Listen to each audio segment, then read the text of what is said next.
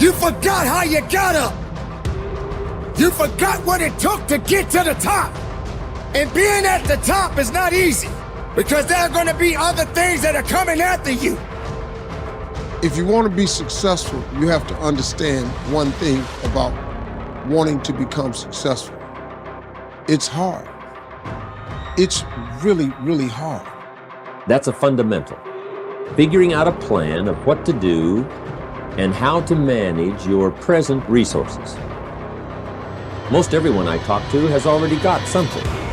The big question is, what are you doing with it? So when you got knocked down, all you could do was humble yourself. But you didn't have to give up within yourself. But humility taught you. It was your greatest teacher. It showed you that maybe you just don't have it all. Maybe you're not where you need to be right now, but sooner or later you can get back up again. Do not forget how you started. Do not forget where you came from, but have the mental fortitude of where you're going. Go in understanding that. Most people go in with the wrong attitude. I'm gonna just go do this. It's easy. No, it's hard. Expect challenges to come, setbacks to come, trials to come, hardship. It's hard. It's hard to be successful. But let me tell you something else though. I've not been successful. And you know what? That's hard too. And you know the thing about not being successful and the hard part of it is, you don't have options with that hard. You can't decide, okay, well, I'm gonna take a vacation, give me a break. Or I'm gonna go down here and I'm gonna buy me an outfit, make me feel better. Or I'm gonna eat at a different restaurant tonight because I'm tired of that. Respecting others. Respecting others' ideas. This is the best way to become a great leader. To be able to show others what you've been through in your life and how you got where you are today. Don't believe that every person you see on television, on social media, that they are truly who they say they are.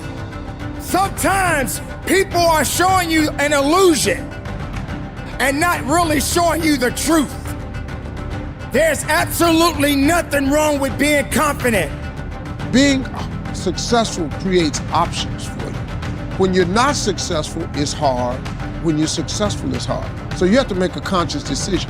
Which one of these hards do I want? Do I want the hard with options, or do I want the hard without options? Do I want the hard with some upside, or do I want the hard that leads to nowhere? And that decision for me becomes quite simple. I'm gonna take the hard with some upside, because success is really hard. It really is, and it's daunting. That's why most people stop. Everybody has that moment where you have to decide, am I gonna go through or I'm gonna quit? The sad part about it is, the average person on the way to their dream quits. Before God's package arrives. Here's the deal. Soon as you ask God for something, if you're a person of faith, you his child, God loves you. If your children ask you for something, you try to find a way to make it happen. Well, God ain't got to try to find a way. He can just make it happen. Most everyone has some time, they have some resources, they have some money, or they have a paycheck, or they have some kind of resources, or they have some kind of net worth. The big question is, what are you doing with it? Where are you investing it? Where are you putting it? There's a little simple talk I'm giving now, and it's especially designed for the kids, called The Care and Feeding of the Goose That Lays the Golden Eggs. First of all, you've got to understand about society and about money. You've got to understand how to earn it, where to get it, where it comes from, and the importance of managing it. Kids ought to be taught from the time they're just small what to do with a dollar. My very first teacher was a man named Jim Rohn, and he was a personal development speaker. And he had this 3.5-hour seminar he would do that I went to when I was 17 years old. I was already reading books. I was obsessed with wanting answers. I want to know what made the difference in the quality of people's lives. Not because I was intellectually interested, but because I grew up in a really tough environment.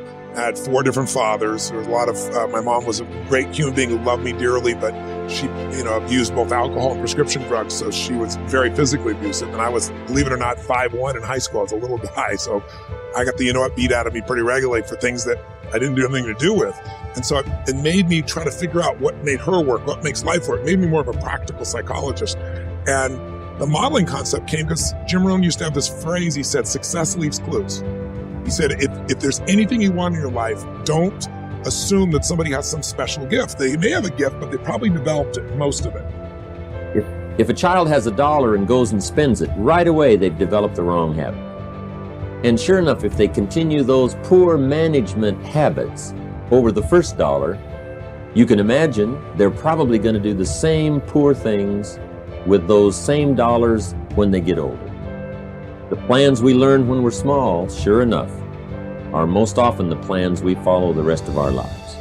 What to do with your money and where to put it. We teach in the care and feeding of the goose that lays the golden eggs. You've got to be a happy taxpayer.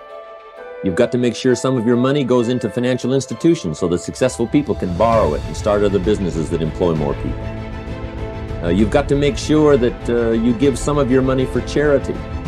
So for charity and for taxes and for savings and for the accumulation of capital, it's very important to have a management plan for your present resources. And if you sow the same seeds, you'll reap the same rewards. So figure out what this person's doing different than anyone else and do that. He used to have a funny way of describing it. He used to say, Tony, find out what poor people read and don't read it. It's like, because he said, that's the fabric they're trying to build their mind from. Find out somebody who's successful, wealthy, not just financially wealthy, but somebody who's rich emotionally and spiritually and physically and financially, and find out how they live their life differently. What are the things they believe? What are some of the daily disciplines that they're a part of? And so really early on, I got obsessive about wanting to have all the answers. So I said, I'm going to read a book a day. Because I figured, a person takes 10, 15 years of their life. They pour 2 or 3, 4 years into this book, and you absorb in a few hours, literally a decade's worth of life experience. And I'm into compressing time. So I didn't read a book a day, but I read 700 books in the area of human development, psychology, physiology, all of my first real 7 years of reading, right? My youth. In high school, I was Mr. Solution. You have a problem, I have the solution. Especially if you're a girl, I was especially motivated. I could really help you with your boyfriend. But I want to be more clear about something. So that at age 65, you don't wind up like most people do, broke. You wind up with substance. You wind up with plenty to share. You wind up with plenty to enjoy. So that's the second fundamental for success. A plan for using all of your present resources wisely. Now here's the third fundamental for success. You need a plan, a detailed plan for the use of your work time. We call it a game plan. Most people try to design tomorrow and next week and next month in their head. They try to just decide what they're going to do. And most people don't even think that far ahead. They think, I have to get up in the morning and go to work, and that's about the extent of it. But a game plan for financial independence, a game plan for your work time, a game plan for your personal time. The family needs a game plan.